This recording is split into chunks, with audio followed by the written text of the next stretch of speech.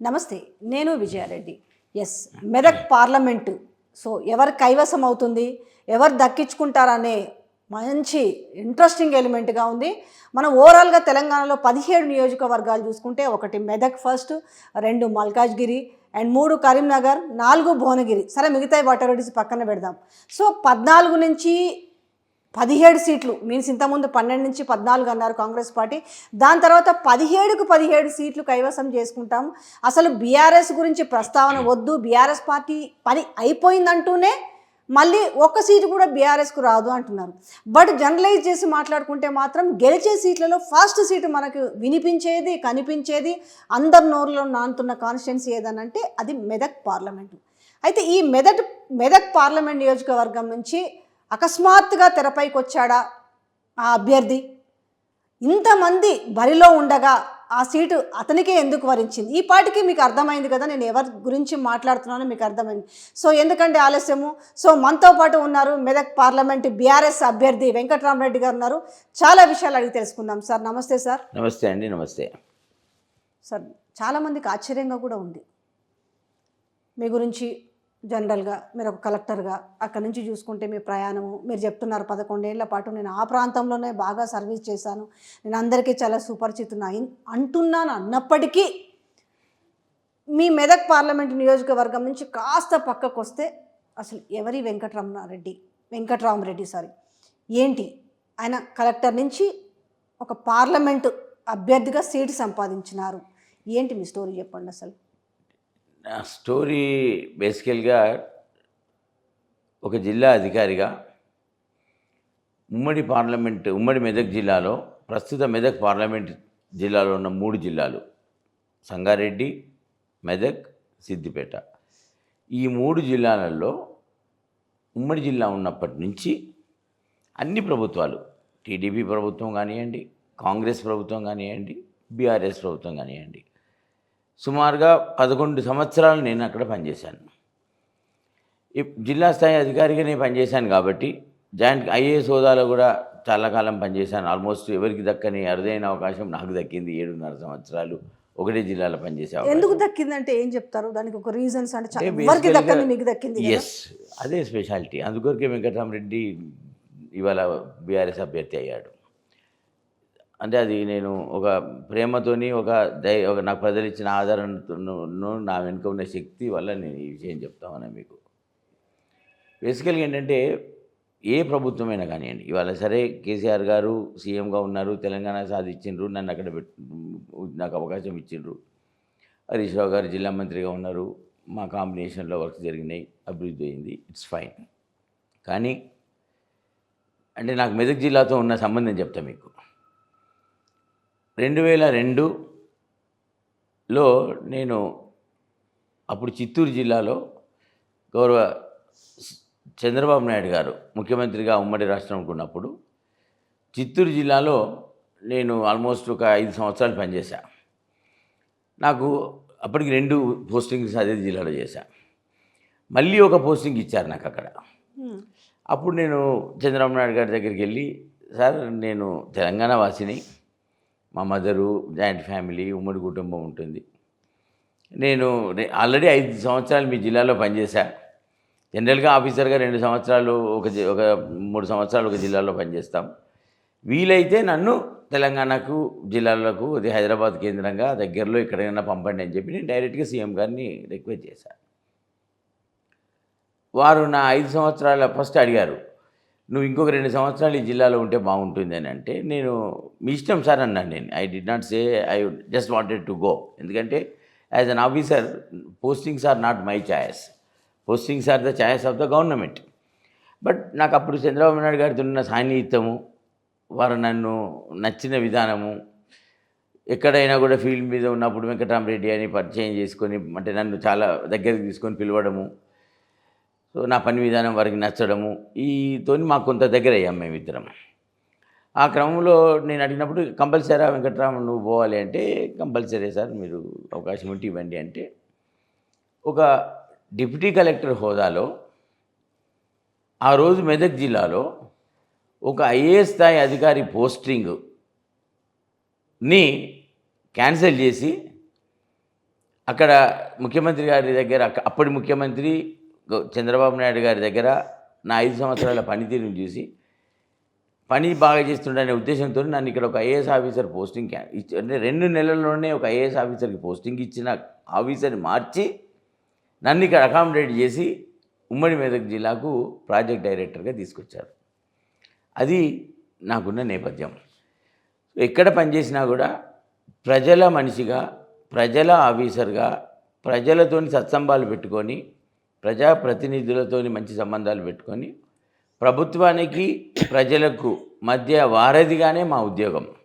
ఎప్పుడైతే ఒక అధికారి ప్రభుత్వ ఉద్యోగంగా జాయిన్ అవుతాడో జనరల్ 2 గ్యారంటీస్ ఉంటాయి మాకు 2 బాధ్యతలు ఉంటాయి. ఒకటేమో గ్యారంటీ ఉంటుంది, ఒకటేమో బాధ్యత ఉంటుంది.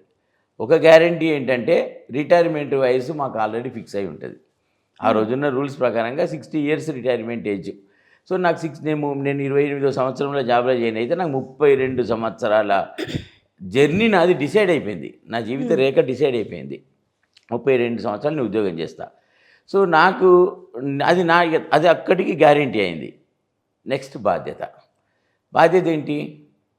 నీకు భగవంతుడు పోటీ పరీక్షలలో ఉత్తీర్ణునైనాక కొన్ని లక్షల మంది ఎగ్జామ్ రాస్తే నీకు కొన్ని కారణాల వల్ల నీ ప్రతిభనో, నీ బ్యాక్గ్రౌండో, నీకున్న కొద్ది ఎక్స్పర్టు, బట్ భగవంతుని కృప కూడా ఉండాలి ఉద్యోగం రావాలంటే. అంత ఓన్లీ చదువు మీద రాదు చెప్తున్నాను. సో ఆయన బ్లెస్సింగ్స్తోనే అల్టిమేట్గా 1 మార్కు 1/2 మార్కులనే ఉద్యోగాలు మిస్ అయిపోతుంటాయి కాంపిటేటివ్ ఎగ్జామ్ లోపల. సో వారితోనే వచ్చినప్పుడు నేను నా నేపథ్యం ఏంటంటే ఒక ఉద్యోగం అన్నప్పుడు నా బాధ్యత అంటే ఏంటి? నేను ఎన్ని సంవత్సరాలు అయితే ఉద్యోగం చేస్తానో ఖచ్చితంగా ప్రతి నిమిషం నాకు 30 సంవత్సరాల సర్వీస్ ఉంది, 25 సంవత్సరాల సర్వీస్ ఉంది అనేది కాదు. ప్రతిరోజు నేను ఒక సేవకుడిగానే పనిచేయాలి. అంతే కదా. We are after all paid by the government to do service to the people. So అది హోదా ఏమన్నా కానివ్వండి, కలెక్టర్కి కొన్ని ఫెసిలిటీస్ ఉంటాయి. ఎందుకుంటాయంటే ఆ ఫెసిలిటీసు ఆయన పరిజ్ఞానాన్ని ఇంకా బాగా ఉపయోగించి ఆయన స్వయంగా చేసే పనుల బదులు ఆయనకు కొంత ఫెసిలిటీసు, కొంత స్టాఫ్ని ఇచ్చి స్టాఫ్ ద్వారా ఆయనకు చిన్న పనులు చేయించుకొని ఆయన సమయాన్ని మంచిగా వెచ్చించి ఒక 20 సంవత్సరాలకు ఆయన పనిచేసే డిస్ట్రిక్ట్లో కలెక్టర్గా ఉన్నప్పుడు ఏంటి నెక్స్ట్ విజన్? ఒక కలెక్టర్గా 50% ఆఫ్ ద టైమ్ ఈ should vision the district, 50% of the time ఈ షుడ్ డిశ్చార్జ్ ద డ్యూటీస్. ఎందుకంటే కలెక్టర్గా నీకు ఆ ప్రాంతాన్ని అర్థం చేసుకోవాలి. ఆ ప్రాంతాన్ని అర్థం చేసుకున్నాక నెక్స్ట్ 20 సంవత్సరాలకు ఈ జిల్లాకు ఏమి లోపించింది, నెక్స్ట్ 20 సంవత్సరాలకు నీవు ఉన్న కలెక్టర్ పీరియడ్లో పునాదులు వేయాలి. గట్టి పునాదులు వేసి వచ్చే కలెక్టర్కి నువ్వు ఛార్జ్ హ్యాండ్ ఓవర్ చేసినప్పుడు నీ లైన్ నువ్వేం తీసుకున్నావు, ఈ జిల్లాకి ఏం అవసరాలు ఉన్నాయి, ఈ జిల్లా ఏ విషయాలలో వెనుకబడి ఉంది, నీ ఆలోచన ఏ విధంగా ఉంది, నువ్వు ఆ విజన్ డాక్యుమెంట్ ఆయనకి ఇచ్చిపోవాలి. That is our responsibility. So next point, ఇంకా 50% of the time you have to do your duty. ఏం చేయాలి? ప్రజలకు దగ్గర కావాలి. సో నా మనస్తత్వం ఏంటంటే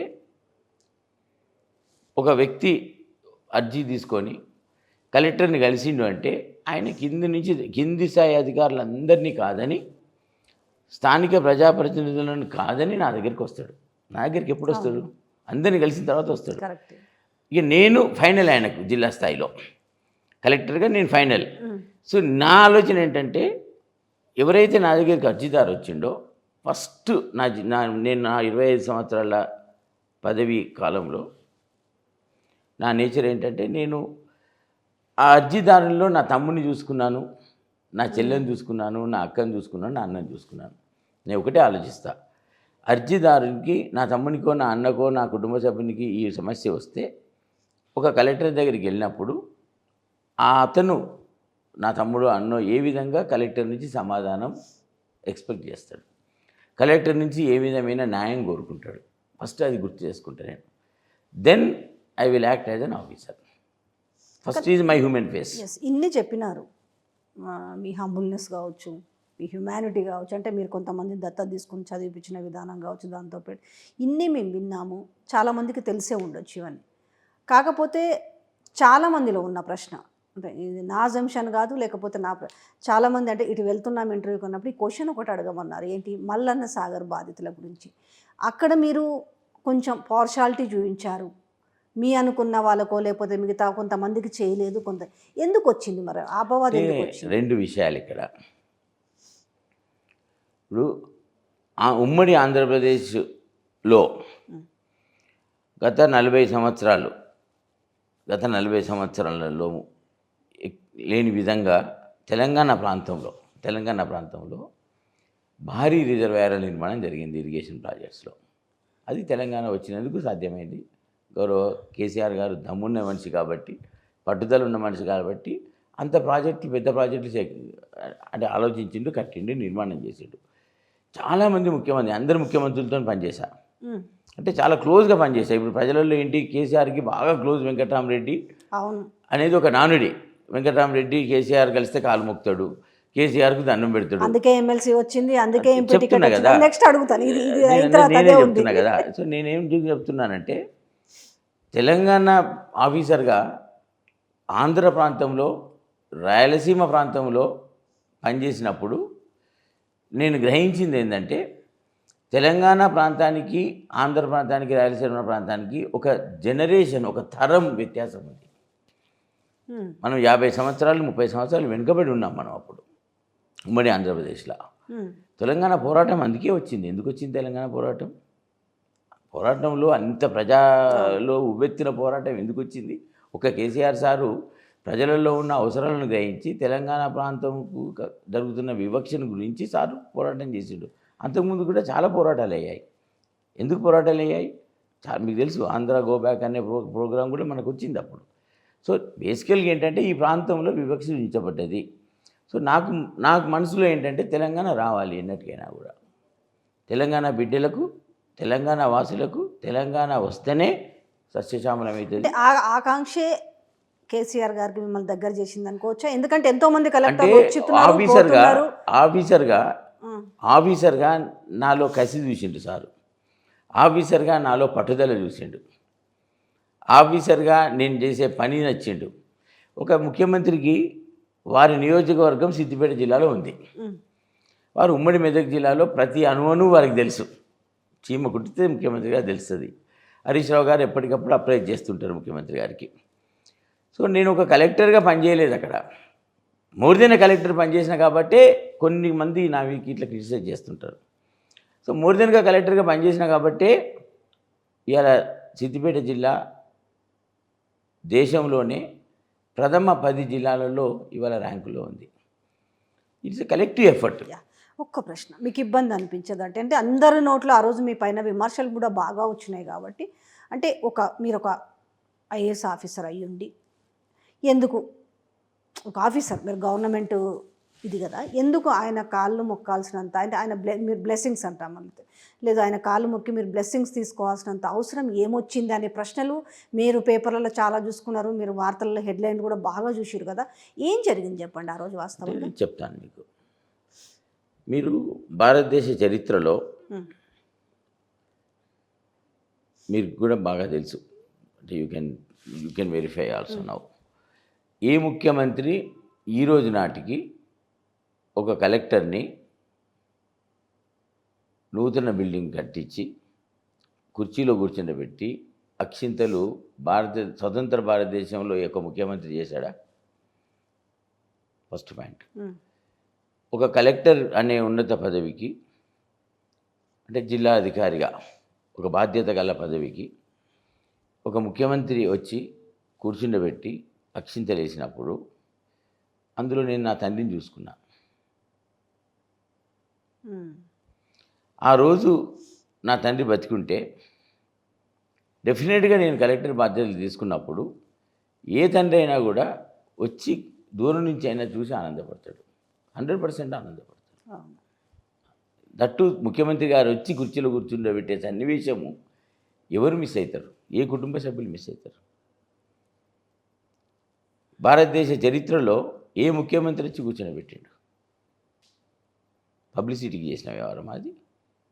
తెలంగాణ గడ్డ మీద 33 జిల్లాలు చేసి మన కలెక్టరేట్లు కొన్ని రాష్ట్రాల సెక్రటరేట్ల లాగా ఉన్నాయి ఇవాళ. మన కలెక్టరేట్ బిల్డింగ్లు, మన కలెక్టరేట్లో ఉన్న ఆఫీసులు అన్నీ ఏకీకృతమై ప్రజల సౌలభ్యం కొరకు ఒకటే కేంద్రంలో ఒక దగ్గర కట్టి అవి ఇవాళ కొన్ని రాష్ట్రాలకు సెక్రటరేట్లు. అలాంటి బిల్డింగ్లు కట్టిన ఘనత కేసీఆర్ సార్ది. ఎవరు కట్టిండ్రు? తెలంగాణ తెచ్చుకున్న తెలంగాణకు అట్లాంటి ఇన్ఫ్రాస్ట్రక్చరు ఒక 50-100 సంవత్సరాల బిల్డింగ్ అది ఉంటుంది. ఎవరు కట్టిండ్రు? ఆ రోజు నా తండ్రిని చూసుకున్నా నేను. ఆ రోజున నా తండ్రి బతుకుంటే నా ఒక కలెక్టర్కి అక్షింతలేసి కుర్చీలో కూర్చుండబెడితే నా తండ్రి సంతోషించాడా దూరం నుంచి చూసి? నేను నా తండ్రికి దండం పెట్టుకోకూడదా? నేను తెలంగాణ బిడ్డను కాదా? తెలంగాణ అభివృద్ధి కొరకు తెలంగాణ పోరాటం చేసేసి తెలంగాణ కావాలని కోరుకున్న వ్యక్తిగా తెలంగాణ వచ్చిన తర్వాత నేను ఏదైతే తెలంగాణ కోరుకున్నానో తెలంగాణ మొదటి ముఖ్యమంత్రిగా వచ్చి తెలంగాణ సాధించిన ప్రదాతగా వచ్చి నన్ను కుర్చీలో కూర్చుని పెట్టి అక్షింతలు వేస్తే నాకు అంతకన్నా జన్మం లేవు. ఏం కావాలండి?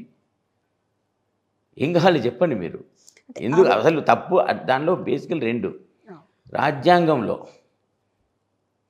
కలెక్టర్కి ఎక్కడన్నా తండ్రిగా భావించే వ్యక్తికి, ఒక మనిషిని ప్రేమతో అభిమానించే వ్యక్తికి పాదాభివందనం చేయడంలో తప్ప, ఆ రోజు పూజారులు కూడా నాకు అక్షింతలు వేసిండ్రు, పూజ కూడా చేసిండ్రు, పూజారుల కాళ్ళు కూడా మొక్కాను నేను.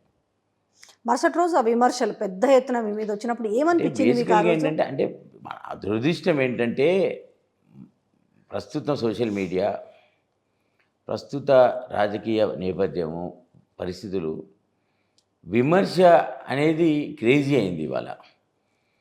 సో కొన్ని దిగజారుడుతనాలు అంటాం దాన్ని. తర్వాత కూడా డిబేట్ పెట్టారు. డిబేట్లు కూడా జరిగాయి టీవీ న్యూస్ లోపల, న్యూస్ పేపర్లు జరిగాయి. సో నాకు ఒక అలవాటు ఉంది. జనరల్గా ఏదన్నా చిన్న ఇన్సిడెంట్ అయినప్పుడు నా గురించి ఎవరైనా వాక్యాలు చేసినా, ఎవరైనా రాసినా ఆ 5 days నేను న్యూస్ పేపర్లు చదివా. ఆ 5 days నేను అసలు టీవీ ఛానల్ కూడా పెట్టలేదు. మా అమ్మ ఏంటిరా రాము ఏమైంది అని చెప్పి అడిగింది మా అమ్మ. అమ్మ తెలంగాణ వచ్చింది, తెలంగాణ ప్రదాత వచ్చిండు, ఆంధ్రాలో పనిచేసిన, రాయలసీమలో పనిచేసిన. నేను తెలంగాణ రాకముందు 2002 సంవత్సరంలో పీడీగా ఉన్నప్పుడు చెక్ డ్యాములు, పెద్ద పెద్ద చెక్ డ్యాములు అప్పటి టీడీపీ ప్రభుత్వం శాంక్షన్ చేస్తే ఆందోళ్ మండలంలో, మిగతా మునిపల్లి మండలంలో 10 కోట్లు 5 కోట్లు రోడ్ వర్క్స్ కూడా ఆంధ్ర కాంట్రాక్టర్లు వచ్చి చేసిండ్రమ్మా. నేను ఆ రోజు ఆఫీసర్గా ఉండి చెక్కులు బిల్లులు సంతకాలు పెట్టేది. ఇక్కడ స్థానిక కాంట్రాక్టర్లకు పనులు చేసుకోవచ్చు కదా అని నేను ప్రశ్నించిన ఆ రోజు అధికారిగా. ఆ రోజు జరగలేదు. ఆ రోజు నుంచి నాకు తెలంగాణ రావాలని ఒక కోరిక ఉంది. తెలంగాణ తెచ్చిండు. నా నాన్న బతుకుంటే కూడా నాన్న దూరం నుంచి వచ్చి చూసి సంతోషపడుతుంటే కదమ్మా, నాకు ఆ అఫెక్షన్తో, నా ప్రేమతో దండం పెట్టా అని చెప్పిన. ఇంకా 100 సార్లు కూడా కేసీఆర్ కాలు దండం పెడతా, తప్పేముంది? ఆయన ఏం తప్పు చేసిండు రాష్ట్రానికి? ఆయన ఏం చేయలేదు చెప్పండి రాష్ట్రానికి. ఇంకా అప్పుడు దాని తర్వాతనే కదా మీకు MLC? Not at all MLC అక్కడ నుంచి అంటే ఇంకా మీకు అంటే ఇంకొకటి విషయం అటాచ్మెంట్ చేసుకుంటూ లేదు. ఇంకొక విషయం గమనించాలి. అంటే నేను ఈరోజు చెప్తా ఉన్నాను, నేను ఇప్పటివరకు ఎవరికి చెప్పలేదు, సందర్భంగా వచ్చింది కాబట్టి చెప్తా ఉన్నా. కేసీఆర్ గారు 2018 ఎలక్షన్స్లో గెలిచిన తర్వాత కరీంనగర్కి వెళ్ళారు. వారికి ఏంటంటే కరీంనగర్ వస్తుంది కాబట్టి కరీంనగర్కి నెక్స్ట్ గవర్నమెంట్ వచ్చిన తర్వాత కాబట్టి కరీంనగర్కి వెళ్ళి ఒక మీటింగ్ పెట్టారు. ఆ రోజు కరీంనగర్లో జిల్లా పరిషత్తులో ఎక్కడో కలెక్టర్ ఆఫీస్లో ఒక మీటింగ్ అటెండ్ అయ్యి లంచ్ అయిన తర్వాత అందరూ కలిసి ఆ జిల్లాలో ఎన్నుకోబడ్డ ప్రజాప్రతినిధులు, ముఖ్య నాయకులతో సార్ ఉన్నాడు. సరే ఫస్ట్ టర్మ్ అయిపోయింది, సెకండ్ టర్మ్ ప్రభుత్వం ఏర్పాటు చేస్తున్నాము అది అన్నట్టు. ఆ రోజు నాకు అక్కడ ఉన్న ఒక ప్రజాప్రతినిధి చెప్పాడు. ఆ రోజు సాయంత్రం ఫోన్ చేశాడు. నీ గురించి ముఖ్యమంత్రి గారు చాలాసేపు మాట్లాడారు, నాకు 5-4 వెంకట్రామరెడ్డిలు ఉంటే చాలు రాష్ట్రానికి, అట్లాంటి ఆఫీసర్లు కావాలి మనకు. అన్నీ కూడా చుట్టూ ఒక ఆర్టిఫిషియల్ మేడ, అంటే ఒక లైన్ గీసుకొని పనిచేస్తారు. ఆయన హృదయంతో పనిచేస్తాడు. పరిమితులు దాటి పనిచేయకున్నా కూడా జీవోలు ఏవైతే ఉన్నాయో, ఏదైతే చేస్తే తను ప్రజలకు మేలు చేస్తాడనే ఆలోచనతో అగ్రెసివ్గా పనిచేస్తాడు. 10 రోజుల్లో చేయాల్సిన పని 1 రోజులో చేస్తాడు. చాలా ఎవరిని ఇబ్బంది పెట్టకుండా అందరినీ సమన్వయం చేసుకొని పోతాడు. అట్లాంటి ఆఫీసర్లు ఉంటే రాష్ట్రం శరవేగంగా అభివృద్ధి చెందుతుంది. సాధించుకున్న తెలంగాణలో అట్లాంటి ఆఫీసర్ కావాలి అనేది చెప్పారు. స్వయాన ఏ క్యాబినెట్ మినిస్టర్ కూడా ముఖ్యమంత్రి గారితో కూర్చున్నప్పుడు, చర్చలు జరిగినప్పుడు సిద్దిపేట జిల్లాలో నేను చేసే పనులు సారు స్వయంగా వాళ్ళకు ఫోన్ మాట్లాడి వెంకట్రామ్ ఇక్కడ ఫలానా మంత్రి ఉన్నాడు, ఫలానా పని నువ్వు బాగా చేసినావు, నేను అబ్జర్వ్ చేశాను, ఈ మంత్రికి నువ్వు ఎట్లా చేసినావు చెప్తే వాళ్ళ కలెక్టర్ కూడా ఈ మంత్రి చెప్పించి చేయించుకుంటాడని చెప్పి ఆల్మోస్ట్ అందరి మంత్రులకు ఎన్నో సందర్భాలలో నాతో ఫోన్లో మాట్లాడాడు. నేను 25 సంవత్సరాలు సీనియర్ అధికారిగా పనిచేశా. నేను అన్ని జిల్లాలలో అంటే మచిలీపట్నం, కృష్ణా జిల్లాలో పనిచేశా, తిరుపతిలో పనిచేశా, చాలా జిల్లాలలో పనిచేశా. మీరు కూడా బహుశా ప్రజా జీవితంలో మీరు కూడా పబ్లిక్ కాంటాక్ట్లో చాలా కాలం ఉన్నారు, మీకు almost 25 to 30 years. I think you have been in this field whatever it is. ఒక కలెక్టర్గా పనిచేస్తున్నప్పుడు ఆ కలెక్టర్ పనులు చూడడానికి రాష్ట్రంలో ఉన్న ఐఏఎస్ ఆఫీసర్లు అందరూ వచ్చారు సిద్దిపేటకి. రాష్ట్రంలో ఉన్న కలెక్టర్లు అందరూ వచ్చారు ఒకసారి, ఆల్ 39 తప్పితే 32 కలెక్టర్స్ వచ్చారు. రాష్ట్రంలో ఉన్న ఎమ్మెల్యేలు అందరూ కూడా ఒకసారి వచ్చి చూసిపోయారు. రాష్ట్రం మొత్తం క్యాబినెట్ అండ్ సీఎంఓ వచ్చి సిద్దిపేట జిల్లాలో రివ్యూ పెట్టి నేను ఒక 1/2 hour 40 minutes as a district కలెక్టర్గా నేనేం చేస్తున్నానో మాట్లాడాను. రాష్ట్రంలో ఉన్న మున్సిపల్ కమిషనర్స్ మొత్తం మందిని ఒకరోజు పంపించారు, మున్సిపల్ ఎలా పనులు జరుగుతున్నాయి ఒకసారి చూడాలని. అదేవిధంగా రాష్ట్రంలో ఉన్న మున్సిపల్ చైర్పర్సన్స్ మొత్తం వచ్చారు. ఆల్ ఐపీఎస్ ఆఫీసర్స్ వచ్చినప్పుడు why district is progressing this fast, what is the great thing about it, why it is happening like this అని అడిగారు. ఆ రోజు డీజీపీ మహేందర్ రెడ్డి గారు ఉండే. ఆల్ ఐపీఎస్ ఆఫీసర్స్ వచ్చినప్పుడు నేను కూర్చుండి ఆ రోజు నేను ఒక 30 minutes మాట్లాడాను. ఎందుకు? సో బేసికల్గా ముఖ్యమంత్రి గారు కూడా ఏ మీటింగ్లోనైనా కూడా వెంకటరామరెడ్డి లాగా మీరు ఎందుకు చేస్తలేరు అనేది ఒక నానుడైంది. ఏ కలెక్టర్స్ కాన్ఫరెన్స్ అయినా కూడా మిమ్మల్ని బెస్ట్ ఆఫీసర్గా చూశారు, మీ పనితనం చూశారు, ఒక ఆర్టిఫిషియల్గా కాకుండా హృదయంతో పనిచేస్తారు అన్నారు. ఈ ఎమ్మెల్సీ వరకు ఎట్లా వచ్చింది? ఆ రోజు నాకు ఎమ్మెల్సీ వస్తుందని నాకు తెలియదు అసలు. అంటే సన్నివేశం మీ ఏమైనా ఇంట్రెస్ట్ ఎప్పుడైనా తెలియదు? నేను చెప్తాను మీకు, నీకు సిస్టమ్ చెప్తాను, మీకు ఎట్లా జరిగిందో చెప్తాను. ఆ రోజు సీఎం గారు ఫామ్ హౌస్లో ఉన్నారు.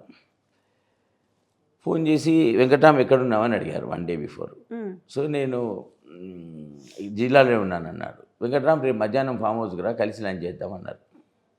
అంటే సార్ కూడా మాకు ఎమ్మెల్యేనే కదా, సీఎం అయినా కూడా మాకు ఎమ్మెల్యే సార్. నియోజకవర్గం నుంచి డెవలప్మెంట్ వర్క్స్ అడుగుతుంటారు. లంచ్ చేస్తున్నాం. లంచ్ చేసే క్రమంలో నువ్వు ఎంత సర్వీస్ ఉంది వెంకట్రామ్ అని అడిగారు. నాకు తెలియదు అప్పటి వరకు. అంటే నాకు ఇంకొక 1.5 years ఉంది సార్ అన్నాను. సరే వెంకట్రామ్, నువ్వు ఇటు సైడ్ వచ్చేసేయి, కలెక్టర్గా బాగా పనిచేసావు, నువ్వు ఇటు సైడ్ వచ్చేసి పార్టీకి ప్రభుత్వంలో కూడా భాగస్వామ్యం అయ్యి ఇంకా you can work more, you can do more. నీలాంటి వాళ్ళు నాకు ఇంకా నా 4 hands కావాలి. I can do much better then what I'm doing. You strengthen my hands అన్నప్పుడు అప్పుడు నిర్ణయం చేసుకున్నాక ఆ లంచ్ అయ్యేలోపే చీఫ్ సెక్రటరీ ఫోన్ చేసి రిజైన్ చేస్తాడు, రిజిగ్నేషన్ యాక్సెప్ట్ చేయండి, ప్రొసీజర్ ప్రకారంగా whatever rules are there ఆ రూల్స్ ప్రకారంగా యాక్సెప్ట్ చేయండి అని చెప్పారు. చెప్పి నన్ను ఆ రోజు నేను మాట్లాడాను, తెల్లారి రిజైన్ చేశాను, మరుసటి రోజు ఎమ్మెల్సీ చేశాను. ఇదంతా శరవేగంగా నేను ఊహించని పరిణామం అది. సో ఒక ముఖ్యమంత్రి ఒక ఐఏఎస్ ఆఫీసర్ని పిలిచి రిజైన్ చేసి నువ్వు ఎమ్మెల్సీగా కావాలనే అదృష్టం ఎంతమంది ఆఫీసర్లకు వస్తుంది? మిరాకిలే. అంటే అది అదృష్టం, భగవంతుడు ఇచ్చిన అదృష్టం.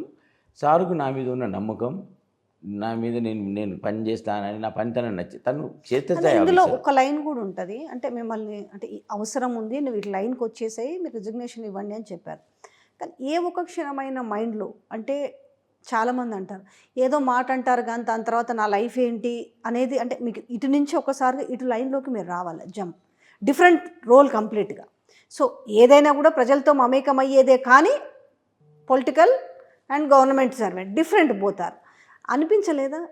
బాగానే పెద్ద ఆయన అంటున్నాడు కానీ తర్వాత ఏంటి అనేది మీ మైండ్లో ఏదో ఒక అంటే నాకు my life is different life చెప్పాలంటే. కొద్దిగా ఆఫీసర్లు నేను భిన్నంగా ఉంటుంది నాకు. బేసికల్గా ఏంటంటే కలెక్టర్స్ కాన్ఫరెన్స్ జరుగుతున్నప్పుడు ఈ ఆఫీసర్ కాదు, అంటే చంద్రబాబు నాయుడు గారు ఉన్నప్పుడు కాన్ఫరెన్స్లో అటెండ్ అయ్యా, కిరణ్ కుమార్ రెడ్డి గారు ముఖ్యమంత్రి ఉన్నప్పుడు అటెండ్ అయ్యాను, వైఎస్ఆర్ గారు ఉన్నప్పుడు అటెండ్ అయ్యాను, కేసీఆర్ సార్ ఉన్నప్పుడు కూడా ఆల్ ఆఫీసర్స్ మీటింగ్స్ నేను చాలా అటెండ్ అయ్యాను.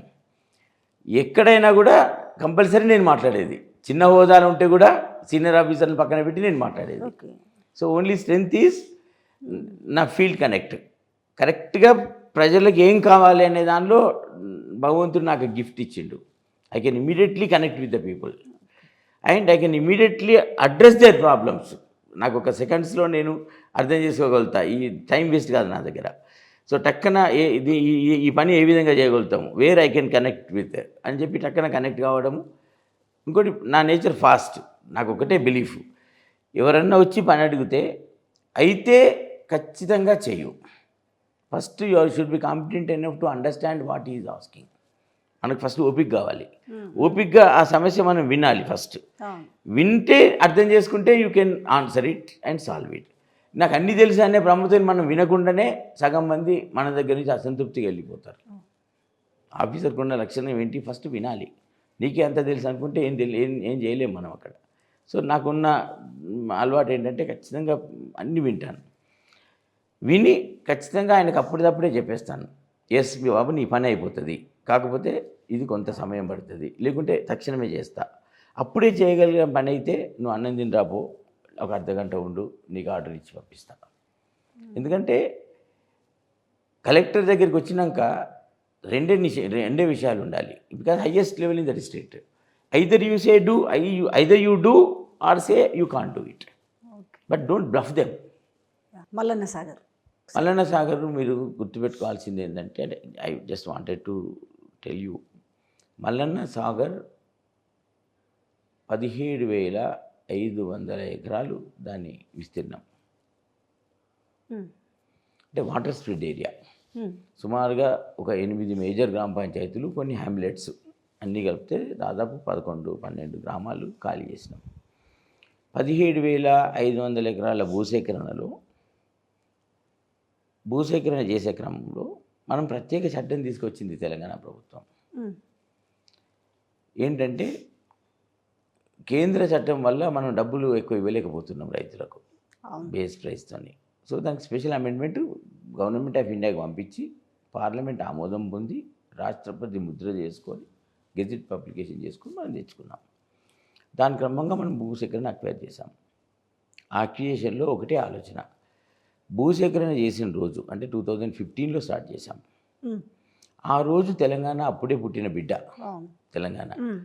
అప్పుడు మన దగ్గర భూముల ధరలు చాలా అధోగతి పట్టి ఉన్నాయి. అంటే 3 లక్షలకు, 2.5 లక్షలకు, 4 లక్షలకు దొరుకుతుండే భూమి. ఆ రోజులలో ముఖ్యమంత్రి గారు, అప్పుడున్న జిల్లా మంత్రి గారు నన్ను పిలిచారు. అంటే ముఖ్యమంత్రి గారి దగ్గర ఒక మీటింగ్ అయింది. హరీష్ రావు సార్ కూడా, మీకు తెలుసు హరీష్ రావు సార్ ఎంత మంచిగా కనెక్ట్ అవుతాడు ప్రజలకు. ఆయన every day how he gets connected with the people. So వారు కలిసి కలెక్టర్గా నన్ను పిలిచి మాట్లాడినప్పుడు, జాయింట్ కలెక్టర్గా వారు ఒకటే చెప్పారు, మనం ఏదైతే పరిహారం ఇస్తూ ఉన్నామో ఆ పరిహారానికి ఎకరానికి ఎకరం కొనుక్కునే విధంగా మనం ఫిక్స్ చేయమని అడిగారు నన్ను. ఓకే, ఒక ఎకరం తీసుకుంటే వాళ్ళకు 2 ఎకరాలు కొనుక్కునే మళ్ళీ ఎకరం కొనుక్కునేట్టుగా ఖచ్చితంగా ఎకరం కొనుక్కోవాలి, ఇంకా ఆ విధంగా ఫిక్స్ చేయమన్నారు. తర్వాత అప్పుడు మంత్రి హరీష్ రావు గారు నేను కలిసి అన్ని గ్రామాల రైతులు, ముంపు గ్రామాల రైతులతో డిసైడ్ చేసి సమ్మతిగా కుల పెద్దలు గ్రామస్తులందరినీ కూర్చోబెట్టుకొని రేట్స్ ఫిక్సప్ చేసి ఫాస్ట్గా అక్వైర్ చేశాం. సో 17,000 ఎకరాలలో 17,500 ఎకరాలలో 15,000 ఎకరాలు ఒక 5 to 6 monthsలో అక్వైర్ చేశాం. నైట్ అండ్ కఠోర శ్రమ చేశాం, తెల్లారిదాకా పనిచేసాం. అప్పుడు అందరికి కూడా భూమి వచ్చింది. అప్పుడు 6 లక్షలు అందరు, అంటే 80% కొన్నారు. సో ఇది ఒక తెలంగాణలో కాదు, దేశంలో కానీ ప్రపంచంలో ఎక్కడ కూడా ఏమైందంటే, ఒక కుటుంబానికి డబ్బు వచ్చినప్పుడు కొంత భూమి ఉంటేనేమో కాపాడుకుంటారు, భూమి లేనప్పుడు కొంత అప్పు ఉంటుంది, లేకుంటే పిల్లలు మోటార్ సైకిల్ కావాలంటారు, లేకుంటే బిడ్డ. సో అట్లా ఏమైందంటే 80% ఆఫ్ దెమ్ మంచిగా కొనుక్కున్నారు, ఇవాళ అందరూ హ్యాపీగా ఉన్నారు. ఒక 20% ఆఫ్ దెమ్ ఫైనాన్షియల్ ప్లానింగ్ సరిగా లేక, అత్యవసర అవసరాలు ఉండి, ఏదైనా అప్పులు ఉంటే డబ్బులు కట్టేటప్పటికి ఏమి కొనుక్కోలేకపోయినారు. ఈ క్రమం వాళ్ళకు కూడా ప్లాట్ అక్కడిక్కడ కొన్నారు, ప్లాట్ వాల్యూస్ కూడా ఇవాళ చాలా పెరిగినాయి. కానీ పొలిటికల్గా తప్పకుండా ప్రతి ఊళ్ళో కొంత కాంగ్రెస్ వాళ్ళు ఉంటారు, కొంత వేరే పార్టీ వాళ్ళు ఉంటారు, కొంత బీఆర్ఎస్ వాళ్ళు ఉంటారు. ఆబ్వియస్లీ రాజకీయంగా ఆ రోజు కాంగ్రెస్ పార్టీ పెద్ద కుట్ర చేసింది, ప్రాజెక్ట్ నిర్మాణం అడ్డుకుంది, హైకోర్టులో కేసులు వేశారు, విపరీతమైన కేసులు వేశారు. సో వీళ్ళందరినీ కూడా కాంగ్రెస్ కార్యకర్తలు ఎవరైతే ఉంటారో, కాంగ్రెస్ పార్టీలో పదవులు అనుభవించే వ్యక్తులను, గతంలో ప్రజాప్రతినిధులను పిలిపించుకొని, స్టేట్ నాయకులు పిలిపించుకొని మీరు భూమి ఇవ్వకండి, లీగల్ బ్యాటిల్ చేద్దామని చెప్పి కాంగ్రెస్ పార్టీ తరఫున వకీళ్ళని పెట్టి, అడ్వకేట్స్ని పెట్టి కంపల్సరీ మేము కన్సెంట్ ఇవ్వకండి, అంటే ఒప్పందం చేసుకోకండి, కోర్టులోకి వెళ్దామన్నారు. సో వాళ్ళని కోర్టుకు పంపించాం. పంపిస్తే వాళ్ళు కూడా ఒక సంవత్సరం పోరాడిన తర్వాత 5,000 ఎకరాలలో మలన సాగు ప్రజలలో 58 ఎకరాలు అంటే 158 ఎకర్స్ మాత్రమే కంపల్సరీ అవార్డు. ఇదంతా కన్సెంట్, హ్యాపీగా వాళ్ళు ఒప్పుకున్నారు, ఒప్పందం సంతకాలు 158 ఎకరాలు మాత్రం 51 ఫ్యామిలీస్ ఎవ్వి కరుడు కట్టిన కాంగ్రెస్ కార్యకర్తలు. సో దాదాపుగా 17,000 ఎకరాలలో 5,000 పైచిలుకు రైతుల కుటుంబాలలో 51 కుటుంబాలు మాత్రమే వ్యతిరేకించినాయి. సో వాళ్ళు ఇవాళ పెద్ద గొంతుకలే మాట్లాడతాను తప్పితే మీకు ఇక్కడ మొన్న నిదర్శనం అంటే వాళ్ళకి అమౌంట్ ఇచ్చిరా? కోర్టులో డిపాజిట్ చేస్తాం కదా, చట్ట ప్రకారంగా మనం వాళ్ళు తీసుకోరు కాబట్టి కోర్టులో డిపాజిట్ చేస్తాం. సో ఏంటి అది మరి ఇప్పుడు స్టేటస్? కోర్టు నుంచి వచ్చేసింది డబ్బు వాళ్ళకు వచ్చింది, కానీ కంపల్సరీ యాక్ట్లో చేస్తాం. అంటే ఇప్పుడు మనకు స్టేట్ యాక్ట్, సెంట్రల్ యాక్ట్ ఉంటుంది. ఆ రోజు మనం స్టేట్కి స్పెషల్ అమెండ్మెంట్ యాక్ట్ తెచ్చుకున్నాం, భూసేకరణ చట్టం. దానిలో కన్సెంట్ ఇచ్చిన వాళ్ళకు మంచి కంపెన్సేషన్ ఇచ్చి ఇప్పుడు మిగతా ఇప్పుడు ఎంతమంది కుటుంబాలు ఆల్మోస్ట్ ఇప్పుడు మీరు 17,000 పైచిలుక ఎంత మొత్తం 18,000 ఓట్లు. 18,000 అందరికీ ఒకే టైప్ ఆఫ్ అందరికీ ఎందుకు హెచ్చు తగ్గులు వచ్చినాయి? దాంట్లో పార్షాలిటీస్ చూపించారు. అసలు అదే కదా చెప్పేది మీకు. 2 విషయాలు ఇక్కడ. భూసేకరణలో మేము చేసిన పద్ధతి ఏంటంటే గ్రామాలకు వెళ్ళి గ్రామ చావల్లో కూర్చుండి చెక్స్ ఇచ్చాము రైతులకు, ఓపెన్. ఎందుకంటే ట్రాన్స్పరెన్సీ ఉండాలి, పారదర్శకత ఉండాలి అనేది మా యాంగిల్ అక్కడ. సో ప్యాకేజ్ ఎప్పుడైతే ఇవ్వాల్సి వస్తుందో, ప్యాకేజ్ అంటే రీహాబిలిటేషన్ ప్యాకేజ్ ఇస్తాం. సో చట్టంలో ఏముంటుందంటే 3 సంవత్సరాల వరకు అక్కడ అంటే ఈ should be A resident of the village, వాళ్ళకు ప్యాకేజ్ వస్తుంది. మిగతా వాళ్ళకు ప్యాకేజ్ రాదు అక్కడ. సో అంతే తప్ప పెద్ద ఇష్యూ ఏం అంటే దానికి కావాల్సుకొని రాజకీయం తెరపైకి తీసుకొచ్చింది కాంగ్రెస్ పార్టీ. నేను ఒక రిక్వెస్ట్ మీకు చేస్తాను. మీరు ఇప్పుడు ఆర్ఎండ్ఆర్ కాలనీలో అది it is one of the India's best R and R colony. నాకు ముఖ్యమంత్రి గారు అప్పుడు మంత్రి హరీష్ రావు గారు నాకు చెప్పింది ఏంటంటే, కలెక్టర్గా వారు ఒకటే చెప్పారు, ఇండియాలో ఇంతకన్నా మంచి కాలనీ ఉండొద్దు, నువ్వు అంతకన్నా అట్లా నువ్వు కట్టు, సింగిల్ లైన్లో నాకు మ్యాండేట్ ఇచ్చారు వాళ్ళు. నేను శ్రమపడి అట్లాంటి ఆర్ఎండ్ఆర్ కాలనీ కట్టాము. ఇవాళ భారతదేశంలో ఎన్నో ప్రాజెక్టుల కింద నిర్వాసిత కుటుంబాలకు ఏదైతే ప్రభుత్వం ఇల్లు కట్టి ఇచ్చిందో మిగతా రాష్ట్రాలలో, ఇవాళ ఈ కాలనీ లాగా భారతదేశంలో ఈ రోజు నాటికి లేదు కాలనీ. నేను అతిశయోక్తి కాదు చెప్పడం, అది ఇట్స్ అన్ యాక్సెప్టెడ్ ఫ్యాక్ట్. ఒక క్లారిటీ వచ్చింది. ఇంకొకటి, మొన్నటి అసెంబ్లీ ఎలక్షన్స్ అన్ని కాలనీలలో ఉన్నాయి, మొత్తం 18 లక్షల ఓట్లలో 18-20 ఓట్లు అవి అన్ని కాలనీస్లో భారీ మెజారిటీ కేసీఆర్ సార్కి ఇచ్చిండ్రు మొన్నట గజ్వేల్ నియోజకవర్గంలో అసెంబ్లీలో. ఎలక్షన్ల తర్వాత మళ్ళీ మనం కలుస్తాం, నా గెలుపు డిసైడ్ అయింది, గెలుస్తూ ఉన్నాము. ఈ కాలనీలు ఏవైతే ఉన్నాయో మొన్న కేసీఆర్ సార్కి ఏ విధంగా అయితే మెజారిటీ ఇచ్చిండ్రో, వెంకట్రామరెడ్డి నా అభ్యర్థానికి కూడా అదే మెజారిటీ ఇస్తారు. 100% నాకు అన్నిటిలో మెజారిటీ వస్తుంది. అపోజిషన్ పార్టీకి ఏంటంటే నా మీద చెప్పడానికి ఏం లేదు, నాకు అవినీతి ఆరోపణలు నా మీద లేవు. అవినీతి ఆరోపణలు చేస్తే ప్రజలు నమ్మరు. ఫస్ట్ అండ్ చాలా జిల్లాలో ఉన్న ప్రతి ఒక్కరికి తెలుసు, ఇంట్లోకి వెళ్ళి తీసుకుపోయి డబ్బులు ఖర్చు పెట్టిండు వెంకటరామరెడ్డి తప్పితే గవర్నమెంట్కి అవినీతి చేసి సంపాదించలేదు అనేది ఇవాళ సిద్దిపేట జిల్లాలో కానీ, మెదకులో కానీ, సంగారెడ్డిలో కానీ మీరు ఎవరిని అడిగినా కూడా చెప్తారు.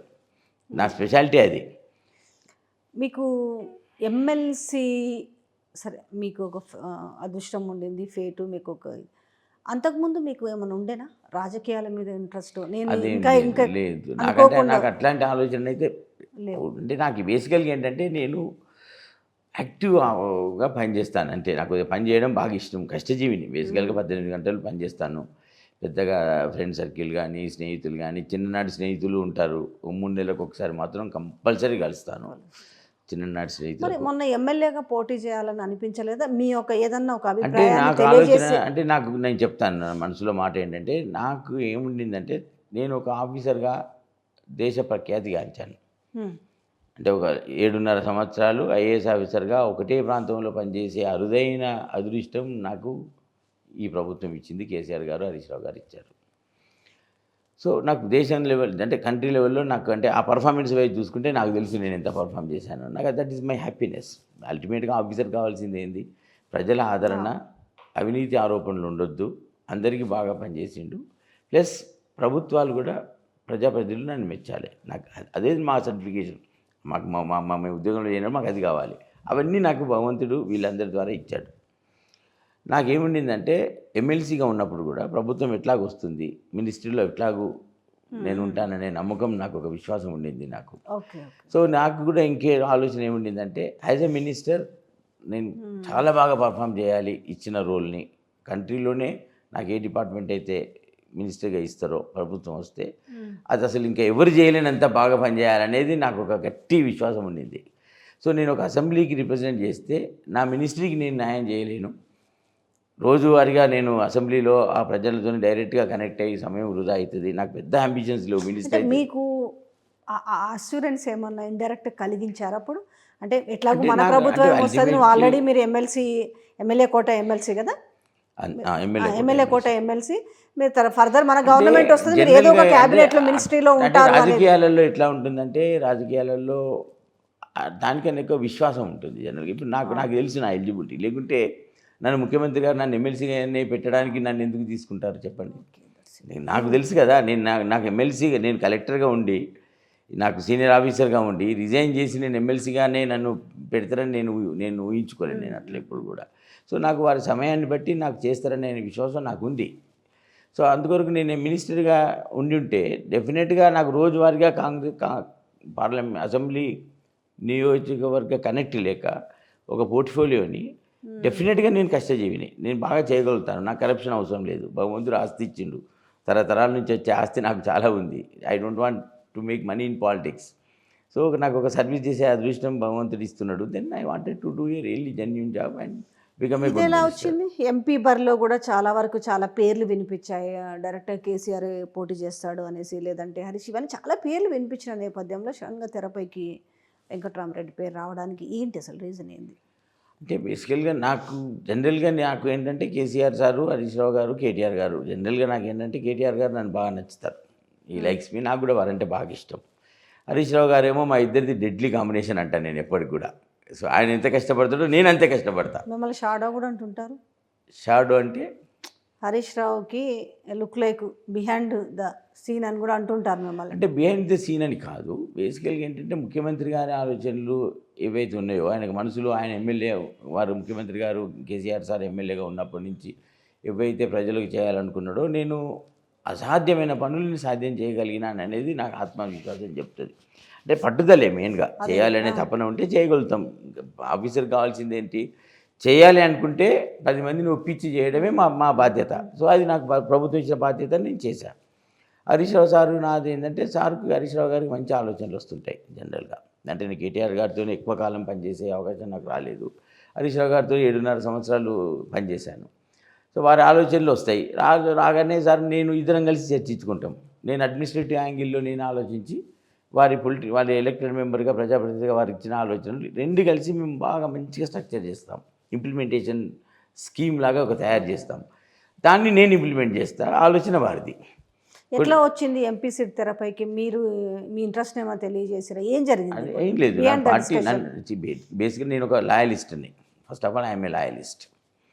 సో ఆ లాయలిస్ట్గా నన్ను పార్టీ కంటెస్ట్ చేయమన్నప్పుడు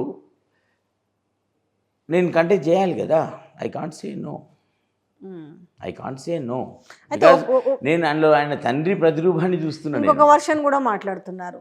అంటే వెంకట్రామరెడ్డి బిహైండ్ ద వీళ్ళు, మీరు ఆల్రెడీ బిజినెస్ మ్యాగ్నెట్స్ కూడా కాబట్టి డబ్బులు చాలా ఉన్నాయి, ఖర్చు పెట్టగలుగుతాడు కాబట్టి ఆ మెదకుని సీట్ని ఆయనకి ఇవ్వడం జరిగిందనే మాట కూడా బయట వినిపిస్తుంది. అంటే డబ్బులే ప్రాధాన్యం అయితే ఇవాళ వాళ్ళ ముఖాలే అగుపడతాయి అందరికీ. అసలు డబ్బులు ఎన్నికలు ప్రభావితం చేస్తాయని I'm not at all, no, I don't believe in that. అంటే మీకు సరే ఓకే అనౌన్స్ చేసిరు, మీరు ఆయన అడగగానే మీరు ఒక లాయలిస్ట్, మీరు అనగానే ఓకే అన్నారు, డన్. బట్ మీరు ఇన్ని రోజులు ఎమ్మెల్సీగా ఉన్నారు, ఇప్పుడు ప్రత్యక్ష రాజకీయాలు కదా, ఒకేసారి ఎంపీ, రెండోది ఇప్పుడు అంటే సరే కాంగ్రెస్ మొన్నటిదాకా ఏదో అన్నారు కానీ ఇప్పుడు ఏదో లైమ్ లైట్లో కనబడతలేదు, ఆడ నీలం మధురాజు పక్కన పెడదాం. సో బీజేపీ నుంచి రఘునందన్ రావు అనేది కొంచెం సోషల్ మీడియా కింగ్ ఆయన ఒక విధంగా చెప్పాలంటే. ఆయన హైప్ను క్రియేట్ చేసుకోవడం చాలామంది తెలిసిన విషయమే. ఈ నేపథ్యంలో మొన్న అంటే మీ మీద ఏ రకంగా కాచుకొని కూర్చున్నారనే విషయం మీద చూసుకుంటే, మీరు మొన్న అసలు మీరు ఎలక్షన్ కోడ్ ఉండగా దాన్ని వయలేట్ చేసి మీరు ఒక 106 మంది గవర్నమెంట్ ఉద్యోగులని రహస్య సమావేశం పెట్టుకోవాల్సినంత అవసరం ఏంది? దానిలో భాగంగా పాపం మరి వాళ్ళు చిరుద్యోగులు అయ్యి ఉంటారు. ఈరోజు వాళ్ళకి వేటు పడింది. ఇదంతా ఏం జరిగిందనేది మీరు చెప్తేనే జనాలకు ఇప్పుడు అర్థం కావాలి క్లియర్గా. అంటే మీకు ఇన్ని తెలుసు, మీరు చెప్తున్న ఇంతసేపు మేము విన్న దాంట్లో మీరు ఎంత నిజాయితీ పరులుగా ఉన్నారు, ఏంటి మీ సర్వీస్ ఏంది, మీ హ్యుమానిటీ ఏంది అంతా చెప్పుకుంటూ వచ్చారు. బట్ ఇన్ని తెలిసిన ఒక ఆఫీసర్ ఇంతకుముందు మీరు ఈ మాత్రం తెలీదా అనే క్వశ్చన్స్ కూడా రేజ్ అయినాయి కదా, ఏం చెప్తారు ఆ రోజు? మీరు అదే యాక్చువల్గా బేసికల్గా నాకు ఎదురుగున్న ప్రత్యర్థి ఏంటంటే, సో మీరు అన్నారు సోషల్ మీడియా కింగ్ అని అది ఇది అని చెప్పి. సో ఆ ప్రత్యర్థి గురించి అందరికీ కూడా సుపరిచితుడు ఆ విషయాలలో. అందులో హైప్ చేయడము, లేని దగ్గర సమస్య సృష్టించడము, ఒక మంచి వ్యక్తిని ప్రజలలో చెడు వ్యక్తిగా చిత్రీకరించడము, వారికి అది మరి that is what everyone knows what is. So ఆ క్రమంలో నేను డిస్ట్రిక్ట్ ఎలక్షన్ ఆఫీసర్గా కూడా ఎలక్షన్స్ చేశాను, రిటర్నింగ్ ఆఫీసర్గా చేశాను. 25 సంవత్సరాలు ఫ్రంట్ లైన్ అడ్మినిస్ట్రేషన్లో సీనియర్ స్థాయిలో ఎన్నో ఎలక్షన్లు నేను కండక్ట్ చేశాను, ఎలక్షన్ అధికారిగా ఉన్నా. సో నేను తప్పు చేయను, I just can't make any mistake at all.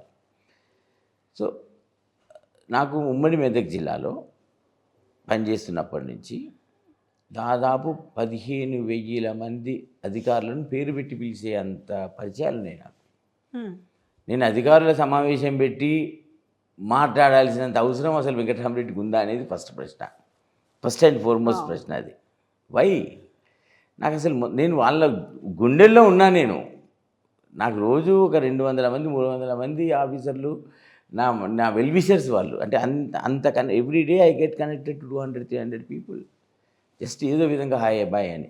15,000 మంది జిల్లాలో ఉన్న ఉద్యోగులు, నేను అందరికీ కలెక్టర్గా సీనియర్ అధికారిగా వాళ్ళ ఫేస్ నేను ఇవాళ ఒక ఆ 15,000 మంది శ్రమ, ప్రజాప్రతినిధుల శ్రమ, ప్రజల సహకారం, కేసీఆర్ సార్ డైరెక్షన్స్, హరీష్ రావు గారి మానిటరింగ్ లోపల ఇలా జిల్లాని భారతదేశంలో ఉన్న 10 ఫస్ట్ మోస్ట్ డెవలప్డ్ జిల్లాల్లో మేము పెట్టగలిగాం. నేను ఒక్కరిని పెట్టినా నా ఒక్కంతో సాధ్యమవుతుందా? ఆ 15,000 మంది నా సహ ఉద్యోగులు వారికి చేతనైనంత పని చేస్తేనే కదా నేను చేసింది.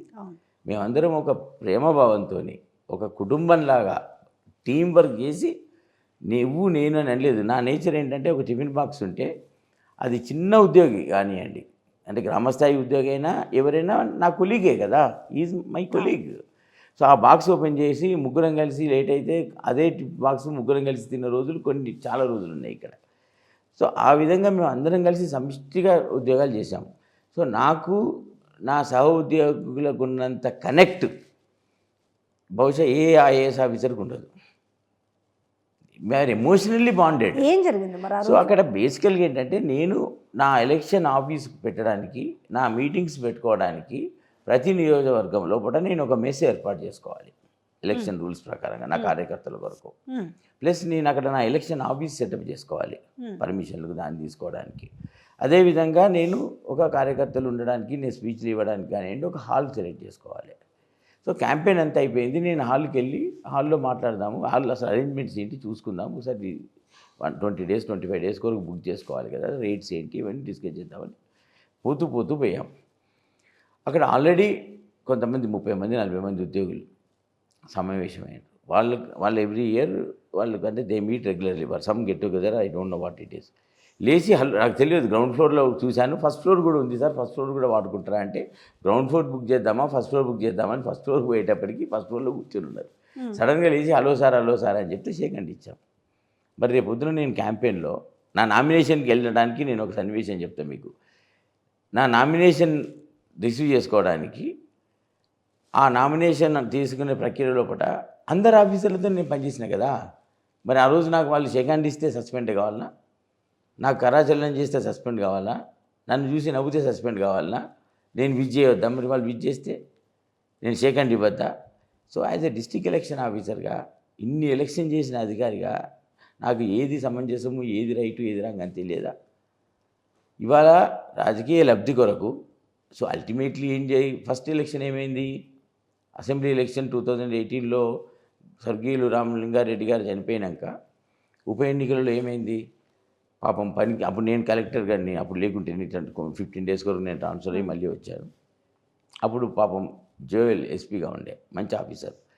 ఏదో భ్రమ సృష్టించి ఒక ఒక ఒక అల్లరి సృష్టించి తెల్లారిదానక ఒక హై డ్రామా చేసి పబ్లిక్ మైండ్ డైవర్ట్ చేసి ఒక 1000-1200 ఓట్లతో గెలిచిన విషయం అది. సో అలా చేయడం వల్ల గెలిచిన అనేది వారికి నమ్మకం. అదిగా వారికి కూడా ఏంటంటే ప్రజల ఆదరణ లేదు, ప్రజలు గెలిపారని తెలుసు.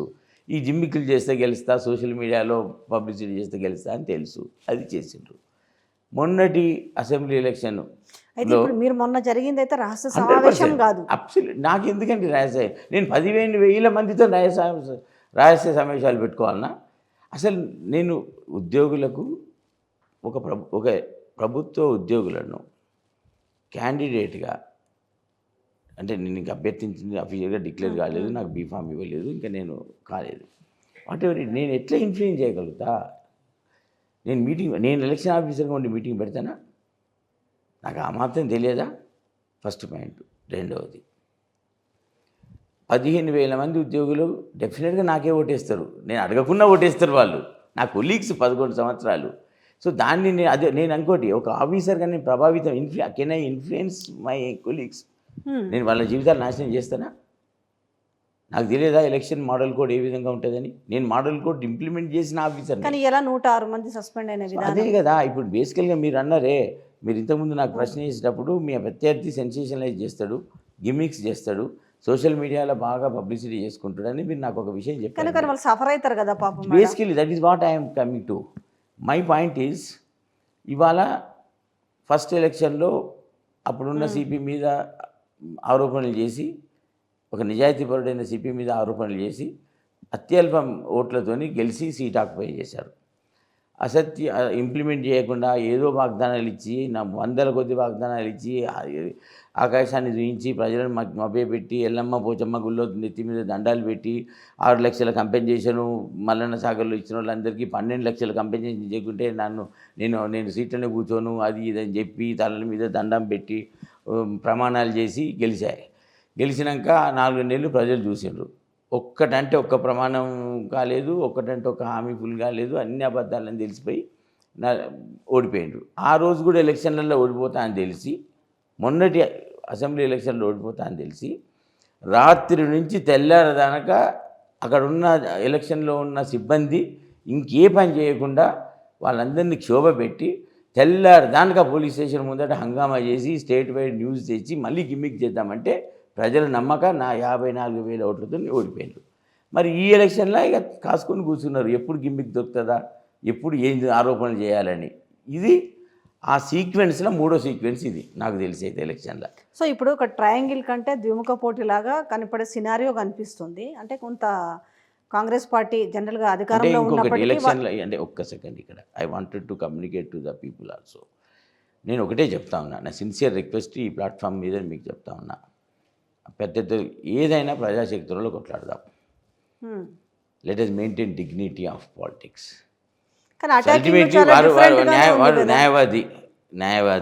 నేను ఒక ఐఏఎస్ ఆఫీసర్గా, జిల్లా మెజిస్ట్రేట్గా నేను ఇక్కడ కంటెస్ట్ చేస్తా ఉన్నా. ఒక పరిధి దాటిపోతుంది కదా అటాకింగ్ అనేది కూడా. నేనేమంటున్నా అంటే, ఎన్ని ఆరోపణలు మనం చేసుకున్నా కూడా పాపం మన ఇద్దరం తప్పితే పరాయులను బలి చేయకండి.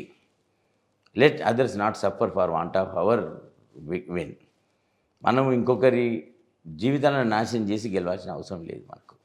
ఉగాది రోజు తెల్లారితే ఉగాది, రాత్రి పడుకోకుండా ఆఫీసర్లను ప్రెషర్ చేసి, బ్లాక్మెయిల్ చేసి, ఇబ్బంది పెట్టి, నానా యాద చేసి, షోకాజ్ నోటీస్ ఇప్పుడు నేను కలెక్టర్గా పనిచేశా, నేను డిస్ట్రిక్ట్ ఎలక్షన్ ఆఫీసర్గా పనిచేశా, నేను కూడా ఎన్నో ఎలక్షన్లు నిర్వహించా.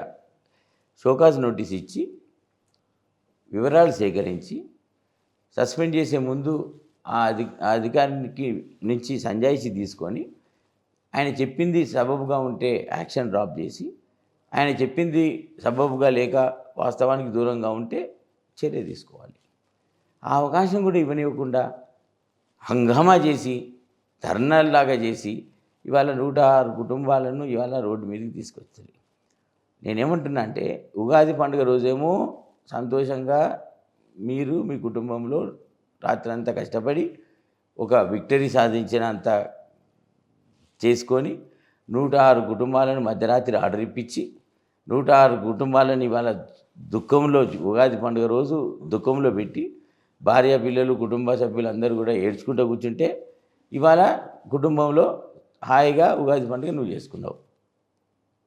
అసలు అలా జరగకుండా ఉండాల్సింది. ఎందుకంటే ఒకసారిగా 106 మంది అది ఎట్లనే ఇబ్బందికరమైన అంశం కదా. ఒక విషయం ఒకటి గురి చేసేటప్పుడు కూడా నీ చివరి కోరిక ఏందని అడుగుతారు.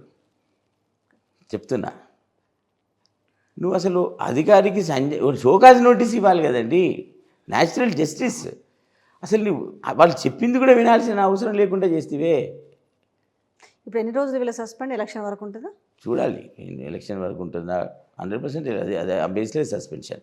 సో నేనేమంటున్నానంటే ఇప్పటికి కూడా ఫైట్ చేస్తే ఒక హుందాగా ఎలక్షన్ చేద్దాం. నాకు బాధ ఏంటంటే 106 కుటుంబాలను ఇవాళ వాళ్ళకి సర్వీస్ మొత్తంలో 20 సంవత్సరాలు వాళ్ళు ఉద్యోగం చేసినప్పుడు ఒక సస్పెన్షన్ అనే పదం ఆ క్యారీర్లో నీ స్వలాభం కొరకు ఇవాళ నువ్వు నీ ఆనందం కొరకు నీ ఎన్నిక కొరకు 106 కుటుంబాలను ఇవాళ బలి చేసినవే. అది ఎందుకు చేయాలి? So it is not correct. దయచేసి కుటుంబాలకు మీరు ఇచ్చే భరోసా ఏంది? న్యాయ పోరాటం చేస్తారా ఎట్లా? అసలు తర్వాత అయినా కూడా తర్వాత బేసికల్గా ఆ కుటుంబాలకు నేను నా ప్రతి 15,000 మంది ఉద్యోగులు నాతో పాటు 11 సంవత్సరాలు పనిచేసిన ఉద్యోగులు.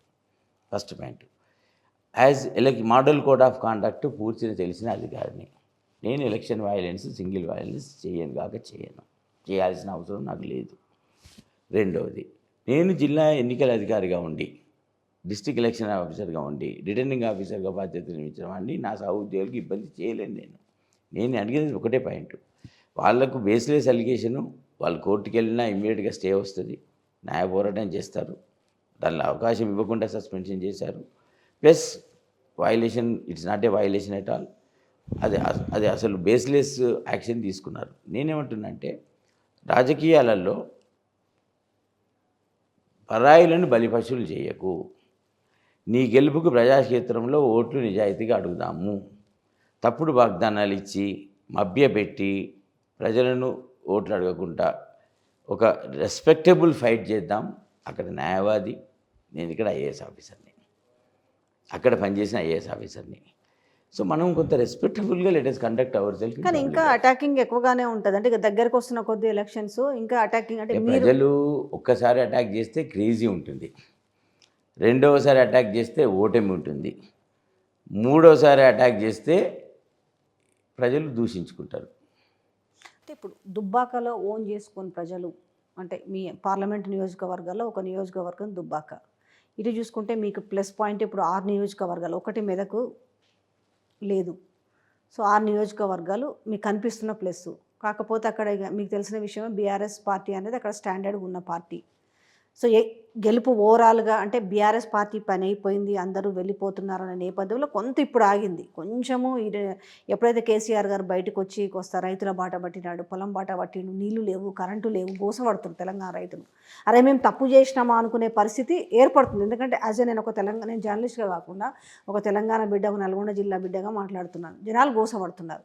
ఇలా హైదరాబాద్ కూడా నీటి కరువుతో అల్లాడుతుంది. ఈ నేపథ్యంలో అసలు వీళ్ళు ఒక అష్టదిగ్బంధం చేసినాం ఇంకా బయటికి రారు అనుకున్న నేపథ్యంలో ఇలా కేసీఆర్ బయటికి రావడం, కేటీఆర్ బయట తిరగడం, హరీష్ రావు, ఈ ముగ్గురు 3 వైపులా సో కళ్ళెదిరి కొనుస్తారు. సమస్యలు ఎన్నెన్నున్నాయి. ఈ నేపథ్యంలో మొదటి సీటు కొడితే ఇక్కడ నుంచే మెదక్ అనేది ఉంది.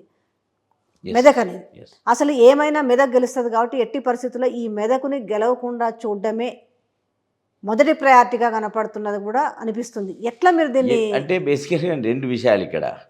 మెదక్లో బీఆర్ఎస్ పార్టీ క్యాడర్ చాలా గట్టిగా ఉంటుంది. ఫస్ట్ పాయింట్, మొన్నటి ఎలక్షన్లో సుమారుగా 2.5 లక్షల ఓట్ల మెజార్టీతో మేము అన్ని మొన్న గెలిచాము. 7 6 గెలిచాము, భారీ మెజార్టీతో గెలిచాము సీట్లు. తర్వాత ఇంకొకటి ఏంటంటే కార్యకర్తలు ఇవాళ చాలా జోష్గా ఉన్నారు.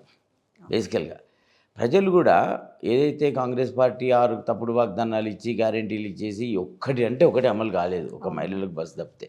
ఆ బస్సులో కూడా ఎంత ఇబ్బంది అవుతుందో అందరికీ తెలుసు, ప్రజలు గమనిస్తూ ఉన్నారు. సో అల్టిమేట్గా అమలు కాని తప్పుడు వాగ్దానాలు చేసి ప్రభుత్వమే రావాలనే ధ్యాసతోని ఇవాళ ఒక విధంగా మోసం చేశారు. డేట్లు పెట్టారు కదా. అంటే మీరు పబ్లిక్ లో అవును అన్ని డిసెంబర్ 9 అన్నారు, డిసెంబర్ అన్నీ 9. ఉన్నాయి సో దాంట్లో. డిసెంబర్ 9 మహిళలకు 2,500 రుణమాఫీ ఎన్ని 9లో పోయినాయి. అది కౌలు రైతులకు లేదు, రైతు కూలీలకు డబ్బులు లేవు, పెన్షన్లు పాత పెన్షన్లు అది కూడా జనవరి నెల ఎగ్గొట్టిరు. అయితే మీరు పబ్లిక్లోకి వెళ్ళినప్పుడు ఇది పెళ్లిళ్ళ సీజన్ బాగా కూడా వాళ్ళు కళ్యాణ లక్ష్మి కింద చెప్తున్నాను కదా. 1,00,000 తులం బంగారం. మీరు పబ్లిక్లోకి వెళ్ళినప్పుడు అంటే ఏమన్నా ఇంకా ఇస్తారేమన్నా ఒక నమ్మకంతో లేదు, ఉన్నారా, పోయింది, లేదనంటే పోయింది. ఇక వీళ్ళు ఇయ్యరు మోసం చేసిరు అనే దాంతో మోసం ఉన్నారా? చేసింది అనేది ప్రజలకు వచ్చేసింది, రిజిస్టర్ అయిపోయింది. మీరు ఒకటి గుర్తుపెట్టుకోండి, మీరు గత 9 సంవత్సరాలలో కేసీఆర్ గారు సీఎం అయిపోయిన తర్వాత ఒక 8 మంత్స్ 9 మంత్స్లో విద్యుత్ సంస్కరణలు తెచ్చాడు. మనకు అన్ఇంటరప్టెడ్ పవర్, అంటే కరెంటు పోలేదు 9 సంవత్సరాలు ఇక్కడ కూడా మనకు తెలంగాణ. ఇప్పుడు మీరు చెప్పిన అది అందరు చూసిర్రు. కాకపోతే వీళ్ళు ఏం చేస్తారు అంటే ఈ పథకాలను ఇయ్యలేక కరెంటు ఉంటే కరెంటుకు ఒక 82,000 కోట్లు అప్పులు అని చెప్పి అది చూపించారు. కొత్తగా మొన్నటి వరకు కాళేశ్వరం పాట పాడిరు, ఆ పాట పాతది అయిపోయింది అనేసి కొత్తవి ఎత్తుకొస్తున్న నేపథ్యంలో ఇవి ప్రజల్లో ఏమన్నా ఇంపాక్ట్ చూపిస్తలేదా? అస్సలు లేదు. మేము చూస్తే ఫీల్డ్ లెవెల్లో మేము చూస్తున్నాం కదా. కేసీఆర్ని అనవసరంగా కొట్టుకున్నాము, మంచి ప్రభుత్వాన్ని ఇలా ఖరాబ్ చేసుకున్నాము. తప్పుడు వాగ్దానం. మనిషి ఎప్పుడు ఆశాజీవి బేసికల్గా. సో 10 సంవత్సరాలు పనిచేసినాము, ప్రజల మధ్యలో ఉన్నాము, ఇక్కడ బాగానే ఇచ్చిండు, మరి ఇంతకన్నా ఎక్కువ ఇస్తా అంటున్నాడు, మరి అది నమ్మాలే అని ఒక్కసారి నమ్మే ప్రయత్నం చేశారు వాళ్ళు. పాపం నమ్మడం కూడా మా ఓట్ పర్సెంటేజ్ ఎంత, 1.7%, 1.8%లో మేము ఓడిపోయాం. సో ఇంత పెద్ద ఓట్లో 1.8% అనేది ఇట్స్ నారో మార్జిన్లో ఓడిపోయాం మనం ఇవాళ. సో ఓడిపోయిన బ్యాక్గ్రౌండ్లో ఏదైతే తారీఖులు పెట్టి ఇస్తా అని ఏ ఒక్క హామీ గ్యారెంటీ కూడా ఇవ్వక ఇంటింటికి బాండ్ పేపర్లు ఇచ్చి చాలా దుర్మార్గం, అంటే చాలా మెదక్ మిస్ అయింది కదా, లాస్ అయింది కదా. మెదక్ ప్రజలు ఏమనుకుంటున్నారు? మెదక్ ప్రజలు అనుకునేది ఏంటంటే అసలు మెదక్ ప్రజలు ఫస్ట్ ఆఫ్ ఆల్ ఎన్ని గ్యారెంటీలు అయినా కూడా మెదక్ ప్రజలు నమ్మకుండా బీఆర్ఎస్కే పట్టం కట్టారు మొన్నటి assembly elections. First point. Medak only Medak constituency. Medak ప్రజలు విపరీతంగా ఇవాళ ఇబ్బందిలో ఉన్నారు. మెదక్లో నాకు అఖండ విజయం వస్తుంది. మెదక్లో my majority would be very, నాకు తెలిసి అయితే అక్కడే ఎక్కువ వస్తుంది. ఎందుకు అంత నమ్మకం? అసలు మీకే ఎందుకు ఓటేయాలి ప్రజలు అంటే ఏం చెప్తారు అసలు? అంటే నన్ను చూశారు కదా 11 సంవత్సరాలు, నేను ప్రతి ఇంట్లో పరిచయమైన వ్యక్తిని కదా. ఏ ఊరికి వెళ్ళినా కూడా 100 మందిని పేర్లతో పిలుస్తాను కదా. ప్రజల మధ్యలోనే ఉద్యోగం చేశాను కదా. బాగా పెచ్చింగ్ అయితే 100%. నా క్యాండిడేచర్ డిక్లేర్ అయినప్పుడే మా క్యాడర్లో పూర్తి జోస్. ఓ క్యాండిడేట్కి మెరిట్స్ డిమెరిట్స్ ఉంటాయి. మీరు ఇంతసేపు మెరిట్స్ చెప్పుకుంటూ వచ్చారు కదా. కొంత మీకు ఏ కాన్స్టిట్యున్సీ నుంచి అయినా కొన్ని ఓవరాల్గా మనం కంపేర్ చేసి చూస్తే డిమెరిట్స్ ఏమైనా ఉన్నాయా? ఉండవు. ఎందుకంటే నాకున్న ఇంకొక గ్రేటెస్ట్ అడ్వాంటేజ్ ఏంటంటే యాజ్ వెంకట్రామరెడ్డి నేను అది కలెక్టర్గా ఉన్నప్పుడు న్యూట్రల్గా ఉద్యోగం చేయాలి కాబట్టి నేను ఏ పార్టీ కార్యకర్త వచ్చినా ఏ పార్టీ నాయకుడు వచ్చినా అందరికీ పనిచేసి పెట్టా. సో నాకు ఉన్న గ్రేటెస్ట్ అడ్వాంటేజ్ ఏంటంటే ఇవాళ నాకు బీజేపీ ఓటు నాకే వస్తుంది, కాంగ్రెస్ ఓటు నాకే వస్తుంది, మా కరుడు కట్టిన బీఆర్ఎస్ ఓటు కూడా నాకే వస్తుంది. So I'm expecting huge majority. మీకు ఎవరు పోటీ ముగ్గురులో? అంటే అసలు చూస్తే కాంగ్రెసా లేకపోతే బీజేపీ ఎవరు? అంటే బీఆర్ఎస్కి ఇప్పుడు పోటీ ఇవ్వగలిగే వ్యక్తి అంటే నాకు అంటే ఊహించని మెజారిటీతో గెలుస్తా అనేది నా పూర్తి విశ్వాసం నాకు. ఎందుకంటే నా గ్రౌండ్ రియాలిటీ బాగా తెలుసు. క్షేత్రస్థాయిలో నేను పనిచేశా, ప్రజల మధ్యలో ఉండి పనిచేశా, ప్రజలతో పనిచేసిన. సో వాళ్ళకి నా మీద చాలా గౌరవం, నమ్మకం బేసికల్గా. అంటే మాట తప్పడినే చేయాలనుకున్నది చక్కని చేస్తాడు, ఈయన దగ్గర టైం వేస్ట్ కాదు, మభ్య పెట్టాడు, ఈయనకు ఏదో లోపల ఒక ఆలోచన నుండి బయట ఒక ఆలోచన మాట్లాడాడు, ఏదైతే సాధ్యమవుతుందో అదే ప్రామిస్ చేస్తాడు. ఇవాళ నేను సేవా కార్యక్రమాలతో వస్తున్నా. అదే మీరు పార్టీ మేనిఫెస్టో ఒకటి ఎట్లా ఉంటుంది కదా, మీ మేనిఫెస్టో ఏముంది దాంట్లో భాగంగా ఒకటి మీరు వెంకట్రామరెడ్డి ఫౌండేషన్.